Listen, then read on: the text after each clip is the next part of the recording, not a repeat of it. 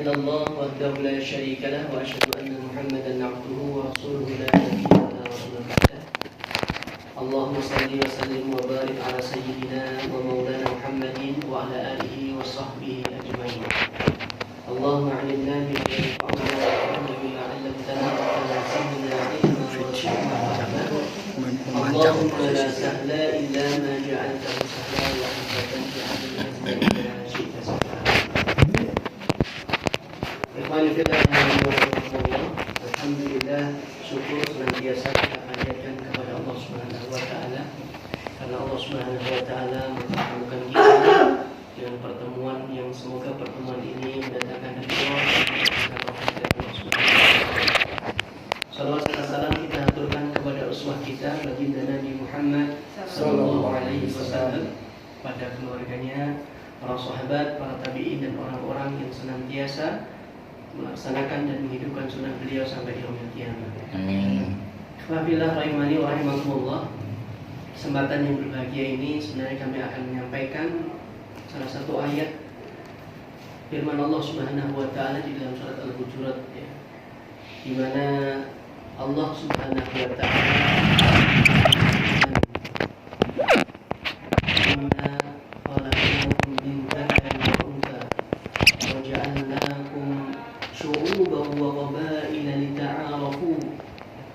Inna akramakum indallahi atqakum. Sesungguhnya Allah Subhanahu wa taala telah menciptakan kalian, inna khalaqnakum min dzakari wa untha, dari laki-laki dan perempuan. Sebenarnya dari ayat ini sendiri tentang LGBT, homoseksual, lesbian itu sudah tertolak. Karena di sini Allah Subhanahu wa taala menjadikan manusia itu berpasangan. Dan tentunya kalau kita berbicara pasangan di sini, banyak sekali hikmah yang akan dimunculkan, banyak sekali madharat yang akan dimunculkan manakala hal ini tidak dikerjakan. Ya, itu ketika kita membahas persoalan ini, masya Allah, luar biasa.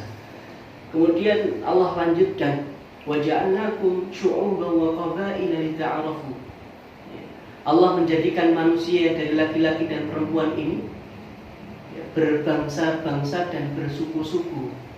Ya, di mana sebenarnya manusia ini keturunankan dari Nabi Nuh, ya, dari Nabi Nuh nanti ketika anaknya, ya, dari ketiga anaknya terus turun, ya, sampai ke kita dengan semuanya, walaupun satu bapak, misalkan bapaknya Nabi Adam, ya, tapi ternyata sampai ke bawah memiliki jenis kulit, bahasa yang bervariatif. Memang itu sudah dibuat oleh Allah Subhanahu wa taala. Allah menjadikan demikian, ya, berbangsa-bangsa dan bersuku-suku, lita'arafu, agar supaya apa? Agar kalian manusia saling mengenal, menjalin sebuah ukhuwah, menjalin sebuah tali, kalau kita sering menyebutnya tali silaturahmi atau silaturahim. Jadi sebenarnya bukan problem, ya, disebut silaturahmi atau silaturahim. Tidak ada problemnya. Kenapa? Kalau silaturahmi itu berbahasa Arab, silaturahmi, menyambung rahim, kan begitu. Tapi bahasa ini sudah disadur dengan bahasa Indonesia, silaturahmi. Jadi tidak ada salahnya. Walaupun kadang ada saja orang yang persusah, ya, itu salah, ini salah. Padahal ya itu sudah bahasa saduran, ya, bukan lagi bahasa Arab, begitu. Untuk menyambung ini, dan ternyata tatkala manusia lita'arafu, saling mengenal, ya, dari perkenalan ini terjalin sebuah ukhuwah, disitulah nanti akan mendatangkan kemaslahatan bagi kehidupan manusia. Kenapa demikian? Karena sudah menjadi lazim bagi kita, manusia itu tidak bisa hidup sendiri. Makanya dalam pelajaran BPKN, manusia itu makhluk sosial. Dia pasti akan membutuhkan orang lain, ya, dalam segala hal, ya. Dalam berumah tangga kita pasti juga membutuhkan orang lain, ya. Kemudian di dalam bisnis kita tetap membutuhkan orang lain. Masuk hal semacam ini, kita membutuhkan orang lain, ya. Kita harus membangun sebuah relasi, butuh orang lain. Lita'arafu, betul-betul silakan perbanyak kenalan, jalin tali silaturahmi di antara kalian, walaupun sebelumnya tidak mengenal, ya. Terlebih sekarang kalau kita di sini dalam wadah lapak muslim, ya, seluruhnya adalah kaum muslimin. Justru di situ ada keutamaan. Kenapa? Ada penekanan dari Allah Subhanahu wa taala tentang ukhuwah, bagaimana ikatan antara satu muslim dengan muslim yang lain. Rasulullah sendiri mengibaratkan itu ya, matsalul mu'minin, ya, perumpamaan kaum mukminin ini al-jasadil wahid, seperti jasad yang satu. Idastaka minhu 'adwun, ya. Kalau salah satu dari anggota tubuh ini ada yang mengeluh, ya. Salah satu anggota tubuh ini ada yang sakit, istaka, dia mengeluh, tangannya sakit, kesakitan, ya. Nistaya sa'irul jasadi, pasti akan sa'irul jasadi, akan menyeru seluruh anggota tubuhnya. Bisyahri wal huma, dengan apa? Asyahru, tidak bisa tidur, wal huma, demam. Padahal yang sakit kakinya, tapi ternyata mata pun diajak untuk melek. Kenapa? Merasakan sakit sehingga mata tidak bisa ditutup. Itu perumpamaan ukhuwah Islamiyah. Antara satu dengan yang lain itu harus saling terikat. Sedangkan kita sudah ada wadah, di situ tidak semuanya adalah seorang muslim, di mana di dalam ukhuwah Islamiyah ada hak dan kewajiban. Masya Allah, ini sebenarnya wadah seperti ini cocok sekali, ya. Sehingga anggota kita itu dalam ukhuwahnya, ukhuwah yang betul-betul di atas rel kebenaran, tidak hanya sekedar ukhuwah mencari keuntungan. Karena kita berbisnis ini, kalau kita kembali ke syariat Islam, tidak hanya sekedar mengejar untung, mengejar keberkahan Allah, membantu saudara yang membutuhkan. Secara prinsip kan begitu, ya. Saudara kita membutuhkan, kita ada barangnya, kita jual barangnya, seperti itu. Secara prinsip demikian. Maka oleh sebab itu, ikhwan fillah rahimani wa rahimakumullah, ya, ajaban di amril mukmin, urusan seorang mukmin itu luar biasa. Ukhuwah seorang muslim itu yang hendaknya dibangun, ya. Al muslimu akhul muslim, saudara muslim, seorang muslim dengan muslim yang lain adalah bersaudara. La yahkiru wa la yahduru, ya. Jangan mencelanya, ya. Jangan menghinakan saudara kita. Itu semuanya diatur di dalam ajaran agama kita, ya. Makanya ikhwan fillah rahimani wa rahimakumullah, ukhuwah ini, ya, termasuk kalau saya pribadi lah yang melihat, misalkan mengurus hanya 3 orang yang datang 4 orang, jangan berkecil hati. Justru dengan kita bersabar, bisa jadi dari 3 ini akan menjadi cikal bakal.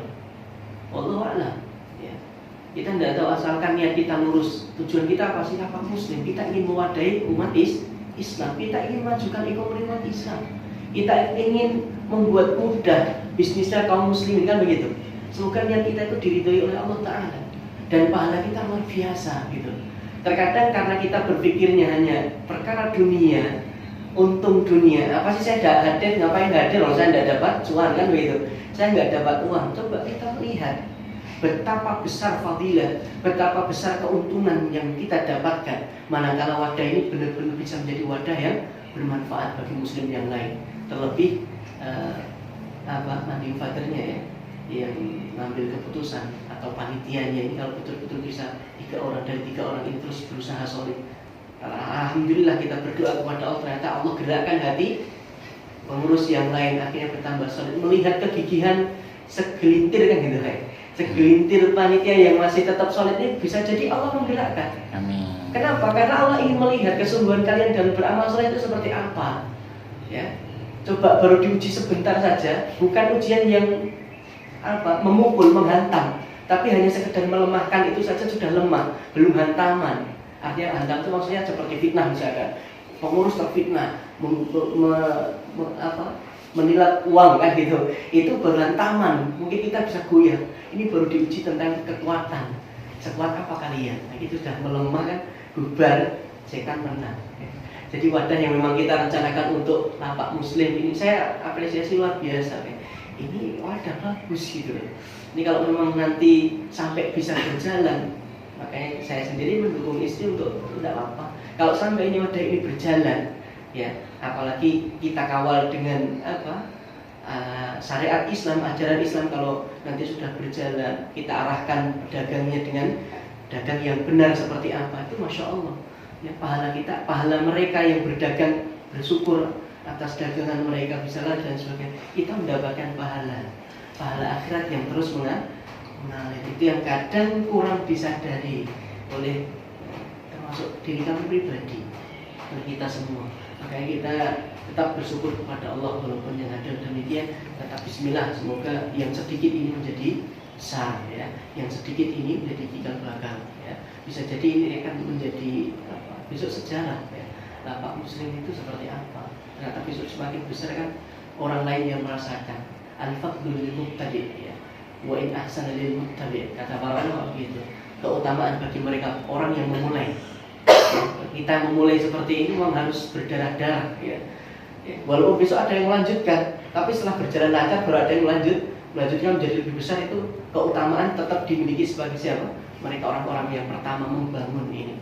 Karena membangun itu memang berat ya. Dulu seperti kami, mas saya membangun SMP itu awal-awal berat sekali.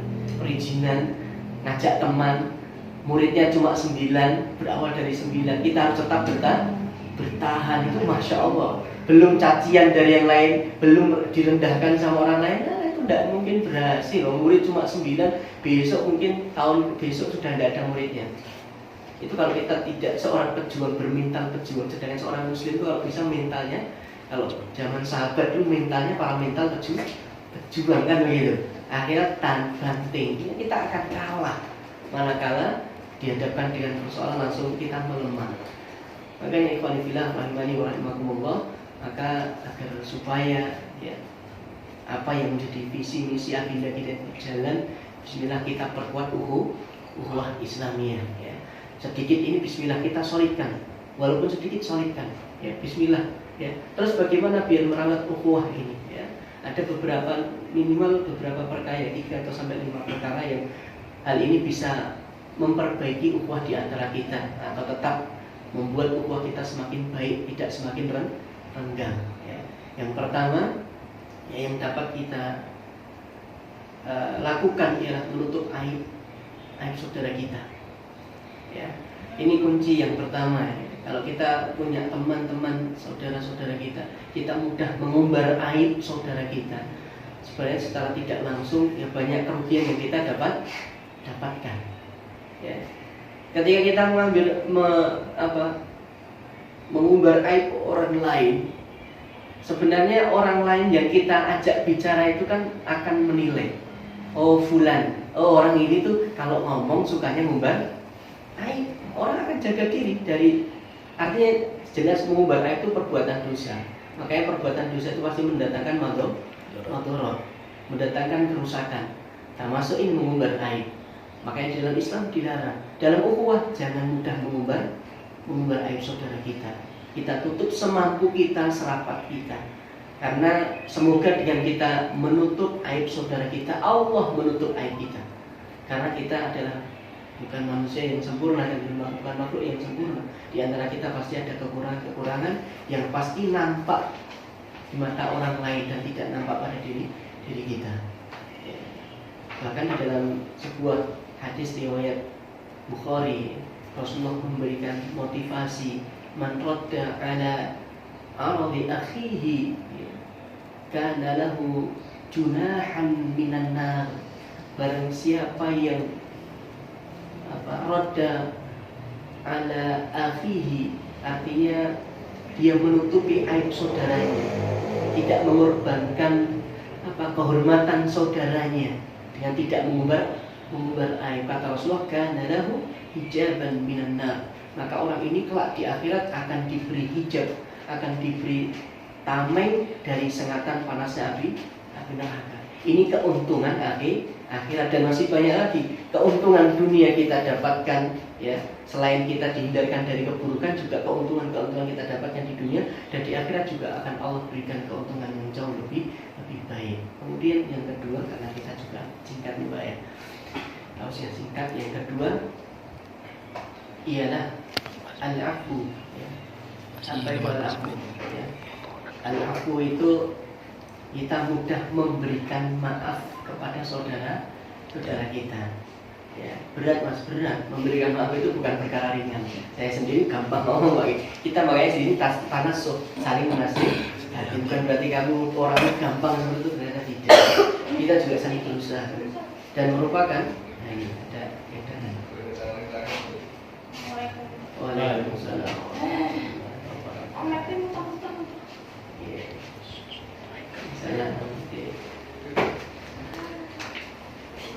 Ya. Kita lanjutkan ya. Poin yang kedua, al-afu ya. Kita sebisa mungkin ya memberikan maaf untuk kesalahan yang dilakukan oleh saudara kita, semampu kita ya. Dan sebenarnya tatkala kita memaafkan bukan berarti Allah tidak akan membalas pelakunya. Kadang justru malah hukum Allah itu yang lebih berat. Itu ngeri ya. Apalagi kalau kita lawan bicara kita atau kita pernah menyakiti orang lain dan orang lain tersebut justru malah menyatakan urusan kita di akhirat biar Allah nanti yang mengatur. Nah, Allah bilang itu berat sekali ya. Biar Allah nanti yang membalas. Masya Allah, itu ngeri kalau bagi seorang mukmin, mengerikan karena balasan Allah itu dari arah di mana kita tidak sadar, di mana kita ketika Allah sudah membalas. Itu Masya Allah sangat mengerikan ya. Bahkan tidak cuma diri kita, keluarga kita pun bisa mendapatkan efek atas perbuatan dosa yang kita lakukan kepada orang lain ya. Makanya sebisa mungkin al-afu ya. Dan al-afu itu salah satu wal kalimina ya, orang-orang yang bisa memaafkan manusia. Itu termasuk salah satu karakter seorang mukmin. Orang yang bertakwa, orang yang dijanjikan surga, mudah memaafkan. Kalau ingin ukhuwah Islam itu tetap berjalan, kalaupun salah seorang di antara kita ada masalah, ada problem, sehingga ada masalah dengan kita maafkan. Ya maksimal jangan sampai melebihi 3 hari. La yahillu li imrin muslimin ayyahjura akhahu fawqa 3 ayyam. Tidak halal bagi seorang muslim menjauhi saudaranya, menghajar saudaranya lebih dari 3 hari kan begitu. Artinya ya setelah itu sudah, walaupun terasa berat, bismillah. Rasulullah saja kadang juga ketika melihat Hindun ada rasa marah, tidak marah, rasa dongkol masih ada. Bahkan terkadang Rasulullah tidak mau melihat wajahnya Hindun karena memang paman yang beliau cintai, yang membela beliau dibunuh dengan cara yang begitu sadis. Itu saja Rasulullah tetap ya ada rasa marah ya. Artinya semarah apapun kita, maaf tetap kita berikan ya, semampu kita. Insya Allah ukhuwah akan tetap terjalin. Kemudian yang ketiga ya, kedepankan husnudzon kepada saudara kita ya. Ketika husnudzon ini bisa ya, dan ini yang bukan dianjurkan, dan ini yang diperintahkan di dalam ajaran agama Islam, berhusnudzon kepada saudara muslim kita. Kalaupun mereka melakukan tindakan yang tidak baik ya, maka kita husnudzon. Walaupun husnudzon ini bukan berarti menghilangkan kewaspadaan, menghilangkan hal-hal yang itu sifatnya waspada, itu tindakan yang tidak baik misalkan. Kalau itu mengarah ke sana, waspada perlu ya. Tapi bukan berarti terus kita los bersuudzon kepada orang lain ya. Atau tidak boleh suudzon kemudian tidak ada waspada, ini juga salah. Waspada tetap ada, tapi juga husnudzon harus kita kontrol. Dia harus husnudzon terus. Jangan berprasangka buruk kepada saudara kita ya. Insya Allah ketika husnudzon ini kita kedepankan ya, insya Allah ukhuwah Islamiyah, persaudaraan akan terus baik. Tapi ketika yang ada semuanya suudzon ya udah, dalam hitungan waktu tidak tunggu lama ambiar akan selesai ukhuwah tersebut ya. Seperti ini misalkan ya, seperti ini saudara kita misalnya kemarin sudah merencanakan hadir, ternyata kok tidak hadir, jadi ngakal, kita maafkan, kan begitu. Sebenarnya juga ada dongkol suudzon, tapi coba itu kita tepis, karena memang itu akan muncul suudzon itu. Kenapa? Itu bisikan hawa nafsu satu, kemudian yang kedua bisikan setan. Ad-dawa'i ila syarr, kalau di dalam kitab apa? Kita bahas akidah itu. Ad-dawa'i ila syarr, yang mendorong manusia untuk berbuat buruk itu ada 2 macam, al-ahwa wa syaitan, yaitu hawa nafsu dan syaitan ya. Kalau ad-dawa'i ila khair, yaitu pendorong kita berbuat baik, ada 2, al-wahyu wal aqlu. Wahyu baik Al-Quran Sunnah ataupun akal. Makanya akal kita terus kita gunakan, tinggalkan sudut ya. Nah semoga saja semoga justru nanti yang selanjutnya yang terakhir nanti doakan saudara kita. Bisa jadi saudara kita itu nggak hadir bukan karena nggak mau hadir, karena memang berhalangan, ada persoalan, mungkin ada yang sampai ada problem yang membuat mereka tidak bisa menghadiri acara ini. Kita doakan semoga Allah memberikan kemudahan bagi saudara-saudara kita yang saat ini tidak bisa menghadiri acara ini, dan kita doakan semoga di pertemuan yang akan datang mereka bisa menghadiri acara ini ya, karena hati itu milik Allah, sangat mudah sekali menggerakkan sekian ratus orang. Saya lihat grupnya tadi anggotanya 154 ya sana. Di 154 100 saja Allah gerakkan, sangat mudah bagi Allah. Bahkan semuanya digerakkan oleh Allah sanggup. Makanya terkadang kita lupa ma'unah minallah ya, pertolongan dari Allah. Kita hanya mengandalkan apa? Sudah tak share berkali-kali. Maka di dunia, usaha-usaha dunia yang kita andalkan, tapi usaha yang akhirat kadang kita tinggalkan dan kita lupakan. Ya, sebelum terakhir, terakhir nanti kan doa baik. Sebelum terakhir, ya at-ta'awun. Ya, ta'awun itu saling membantu. Wallahu fi 'aunil 'abdi ma kana al-'abdu fi 'auni akhihi. Akhirnya apa? Kalau kita suka membantu saudara kita dalam kesulitan, pada hakikatnya kita membantu diri kita sendiri. Allah akan senantiasa membantu seorang hamba, manakala hamba tersebut juga suka membantu saudaranya. Artinya kita suka membantu orang lain dalam hal kebaikan tentunya. Insya Allah pada hakikatnya itu untuk diri kita.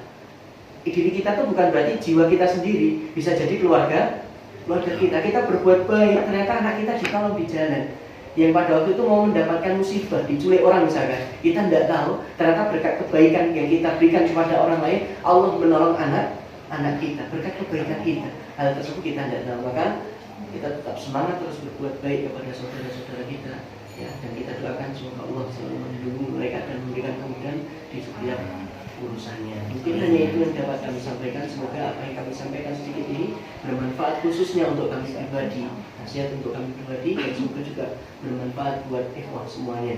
Dari kami cukup sekian. Assalamualaikum warahmatullahi wabarakatuh. Waalaikumsalam warahmatullahi wabarakatuh.